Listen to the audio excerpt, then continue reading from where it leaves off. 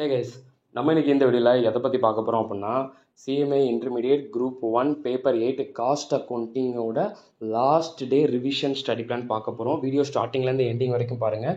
Single group எழுதுகிற ஸ்டூடெண்ட்ஸுக்கும் ஒரு plan இருக்குது, போத் குரூப் எழுதுகிற ஸ்டூடெண்ட்ஸுக்கும் அதுக்கேற்ற மாதிரி பிளான் இருக்குது. ஸ்டடி ஆர்டர்லாம் வந்து ரெண்டு பேருக்கு காமன் தான், பட் எந்த டைமிங்கில் பண்ணால் பெட்டராக இருக்குங்கிறத மட்டும் கொஞ்சம் ஃபாலோ பண்ணுங்கள். இப்போ June 17 உங்களுக்கு காஸ்ட் அக்கௌண்டிங்கோட எக்ஸாம் கரெக்டுங்களா? ஏன்னா June 11 உங்களுக்கு எக்ஸாம் ஸ்டார்ட் ஆகுது குரூப் 1. அப்போது ஒன் டே விட்டு இருக்குமா? 11, 13, 15, 17 June 17 இந்த எக்ஸாம். ஓகே, அப்போது சிங்கிள் குரூப் எழுதுகிற ஸ்டூடெண்ட் என்ன பண்ணுவீங்க? உங்களுக்கு வந்து June 15 ஆஃப்டர்நூன் 2 o'clockலேருந்து 5 o'clock வரைக்கும் direct and indirect taxation exam முடிச்சுட்டு வீட்டுக்கு வந்துடுவீங்க இல்லையா? ஓகே, வீட்டுக்கு வர்றதுக்கு ஒரு 7 or 8 கூட வச்சுக்கோங்களேன். என்ன பண்ணுறீங்க அப்படின்னா June 15 அன்னைக்கு night 2 hours full all MCQs படிச்சிடணும். எம்சிக்யூனா எப்படி ப்ரோ அப்படின்னு கேட்டிங்கன்னா, இந்த புக் பேக்கில் இருக்கக்கூடிய எம்சிக்யூஸ் அதோட சேர்த்து, அது மட்டும் இல்லாமல் புக் பேக்கில் இருக்கக்கூடிய ஒன் வேர்ட்ஸ், சரிங்களா? இந்த புக் பேக்கில் இருக்கக்கூடிய ஒன் வேர்ட்ஸ் அதோட நீங்கள் ஃபர்தராக வேறு என்ன பண்ணுறீங்க அப்படின்னு சொல்லி பார்த்தீங்க அப்படின்னா, நம்ம ஒர்க் புக் இருக்குல்ல, ஒர்க் புக்கில் எம்சிக்யூஸ் ஏதாவது இருந்துச்சுன்னா அது பாஸ்ட் கொஷின் பேப்பர் கம்பல்சரி பார்த்துருக்கணும். அதாவது பாஸ்ட் கொஷின் பேப்பரில் இருக்கக்கூடிய ஒன் வேர்ட்ஸ் அந்த 2 hours நமக்கு அதான் கரெக்டாக இருக்கும். புக் பேக்கில் இருக்கக்கூடிய எம்சிக்யூஸ், தென் பாஸ்ட் கொஷின் பேப்பரில் இருக்கக்கூடிய எம்சிக்யூஸ், சரிங்களா? இது என்றைக்கு பண்ணணும்? June 15. சரிங்களா? June 15 அப்போ நீங்கள் பண்ணணும். நீங்கள் சிங்கிள் குரூப் எழுதுகிற ஸ்டூடெண்ட் இருந்தாலும் சரி தான், போத் குரூப் எழுதுகிற ஸ்டூடெண்ட் இருந்தாலும் சரி தான், கம்பல்சரி அந்த 2 hours ஒன் வேர்டுக்குன்னு சொல்லி நீங்கள் ஸ்பெண்ட் பண்ணியே ஆகணும். சரிங்களா? That's all. சரி, இப்போ நெக்ஸ்ட் டே என்னது? June 16. அந்த June 16 மார்னிங் 6 o'clockலேருந்து நைட்டு 11 o'clock வரைக்கும் டைம் இருக்குது. யாருக்கு? சிங்கிள் குரூப் எழுதுகிறவங்களுக்கு. ஓகே, அதே போத் குரூப்ஸ் எழுதுகிறவங்களுக்கு என்ன டைமிங்? Morning 6 o'clockலேருந்து afternoon 1 o'clock. அந்த நீங்கள் நல்லா நோட் பண்ணி பார்த்துக்கிட்டிங்கன்னா உங்களுக்கு நெக்ஸ்ட்டு டே வந்து அடுத்த எக்ஸாம்ஸ்க்கு நீங்கள் ப்ரிப்பரேஷன் பண்ண ஆரம்பிச்சிடுங்க. ஸோ அப்போ உங்களுக்கு டைமிங்கே இல்லாமல் இருக்கும். கரெக்டுங்களா? உங்களுக்கு டைம் எப்போ தான் இருக்கும்? இப்போ இவங்களுக்கு சிங்கிள் குரூப் எழுதுறாங்கன்னா நான் சொன்ன மார்னிங் 6 o'clockலேருந்து நைட்டு 11 o'clock வரைக்கும் டைம் இருக்குது.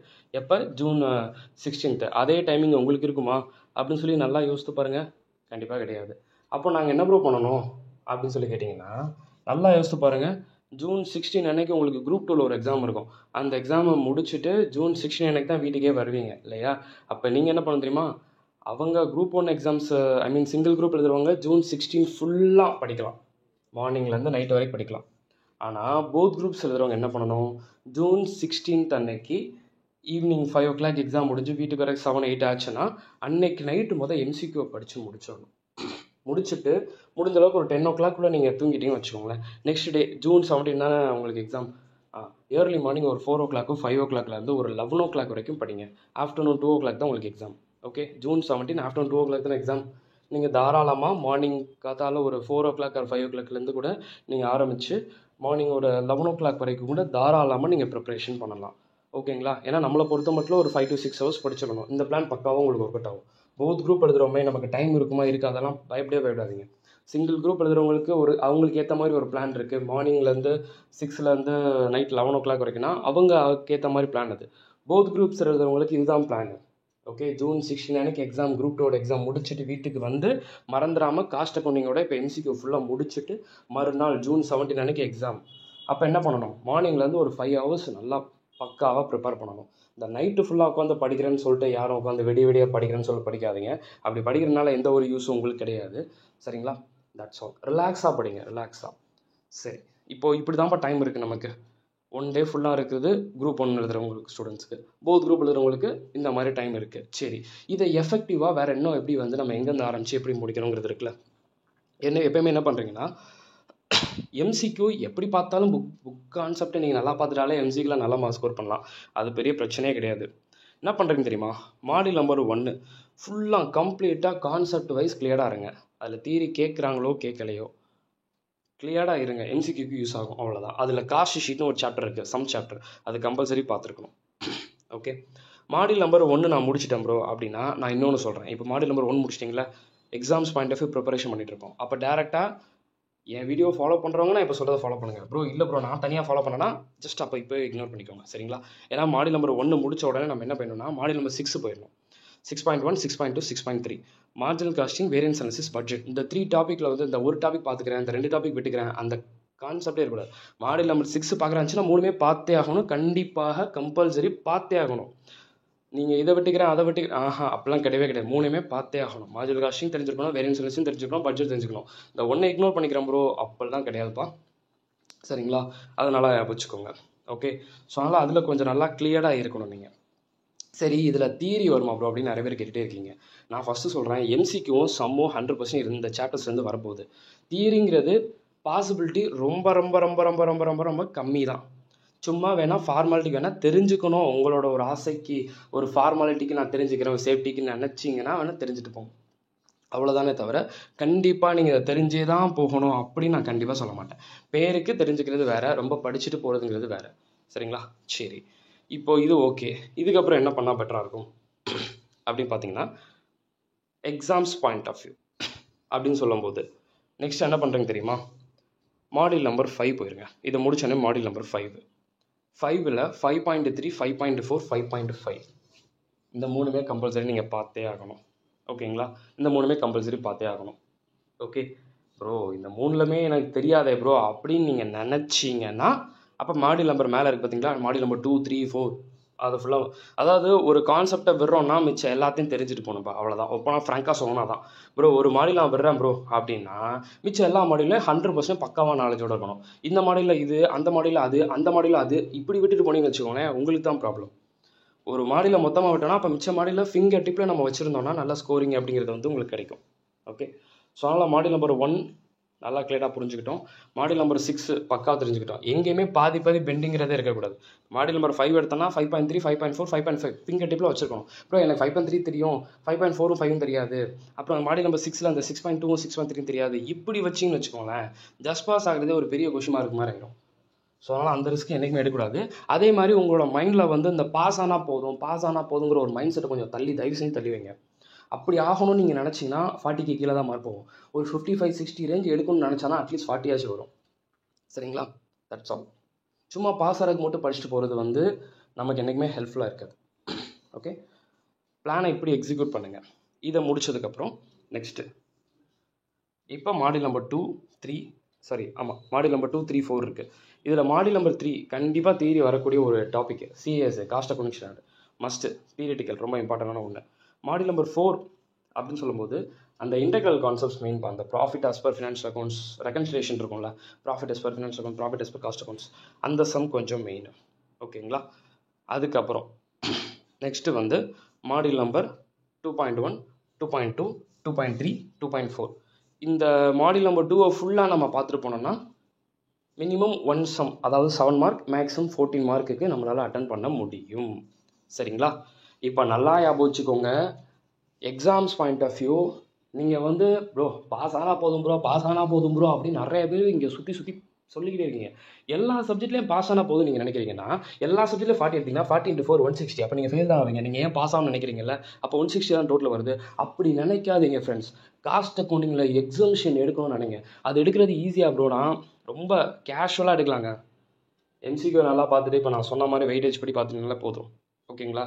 நல்லா யோசித்து பாருங்கள். Cost sheet, reconciliation, marginal, variance analysis, budget, process, contract, operating, MCQ இதை மட்டும் பார்த்துட்டு போனீங்கன்னு வச்சுக்கோங்க, மினிமம் 60, மேக்ஸிமம் 70லேருந்து 75 வரைக்கும் ஆக முடியும். ஷாராக என்னால் அடித்து கான்ஃபிடண்ட்டாக சொல்ல முடியும். இப்போ நான் சொன்ன சாப்டர் மட்டும் பார்த்துட்டு போனாலே. நான் மாடியூல் நம்பர் 2 பற்றி சொல்லவே இல்லை, மாடியூல் நம்பர் 3 பற்றி நான் சொல்லவே இல்லை, கரெக்டுங்களா? ஆனால் இதை மட்டும் நீங்கள் பார்த்துட்டு போனாலே அந்த இடத்துல நல்லா ஸ்கோர் பண்ண முடியும் அப்படின்னு நான் சொல்கிறேன். Okay, that's all. அதனால் இப்போ நான் சொன்ன ஆர்டரில் ஃபாலோ பண்ணுங்கள் ப்ரோ.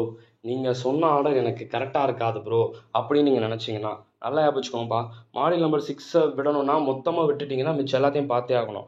மாடியூல் நம்பர் 5 மொத்தமாக விட்டிங்கன்னா மிச்சம் எல்லா மாடியூலையும் பார்த்தே ஆகணும். இதுதான் ரூல்ஸ். Okay, that's all. அது நல்லா ஞாபகம். இது ஒரு ஆர்டர், ஸ்ட்ராட்டஜிக் ஆர்டர், சரிங்களா? ப்ரோ எனக்கு இந்த ஆர்டர் செட் ஆகாது அப்படின்னு நினச்சிங்கன்னா இன்னொரு ஆர்டர் இருக்குது. மாடியூல் நம்பர் 1 ஃபுல்லாக முடிச்சிடணும்.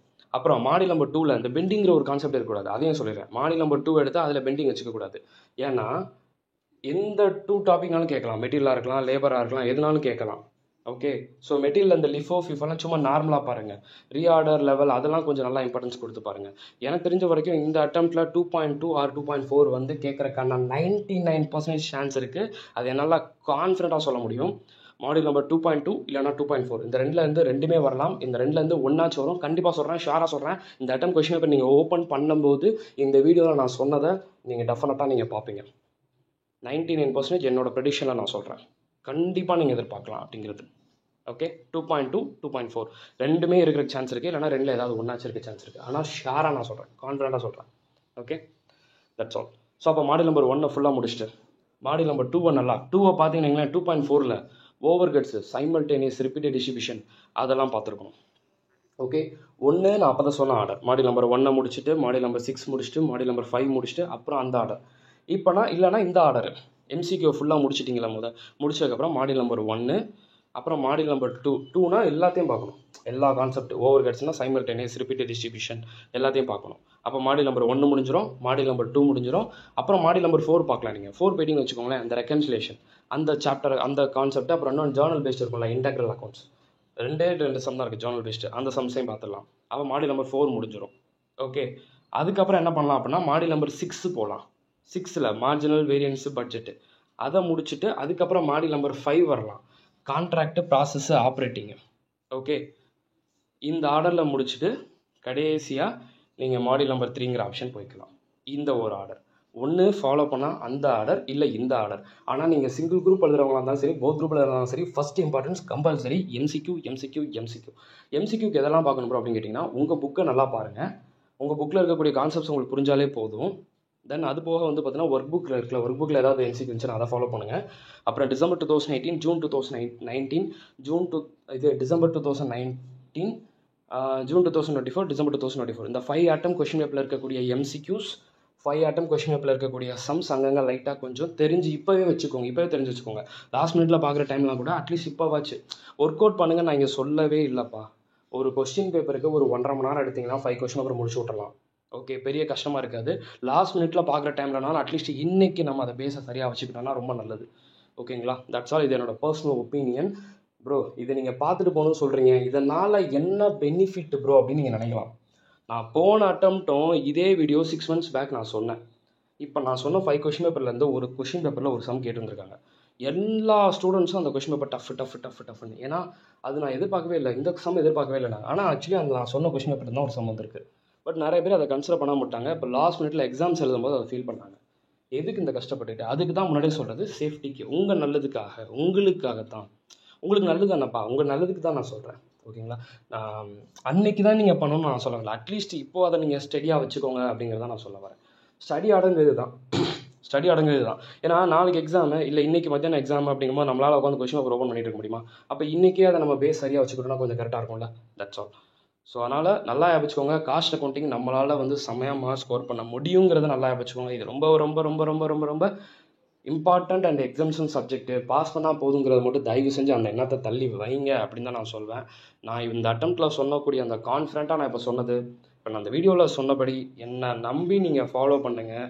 இதில் நான் என்ன சொன்னனோ அதை கரெக்டாக நீங்கள் ஃபாலோ பண்ணுங்கள். கண்டிப்பாக உங்களுக்கு 60 75 வரலன்னா என்னென்னு கேளுங்க, ஷுவராக சொல்கிறேன். ஆனால் நீங்கள் அதை கரெக்டாக ஃபாலோ பண்ணியிருக்கணும், நீங்கள் கரெக்டாக படிச்சிருக்கணும். கண்டிப்பாக நடக்கும், டஃப்பானட்டாக நடக்கும். நம்பி ஃபாலோ பண்ணுங்கள். 2 ஆர்டர் சொல்லியிருக்கேன், ஒரு ஆர்டர் ஒன்று, இன்னொரு ஆர்டர் ஒன்று. அதில் உங்கள் விஷ், உங்கள் இதுக்கு ஏற்ற மாதிரி நீங்கள் ஃபாலோ பண்ணிக்கோங்க. That's all. Wish you all the very best. பார்க்கலாம்.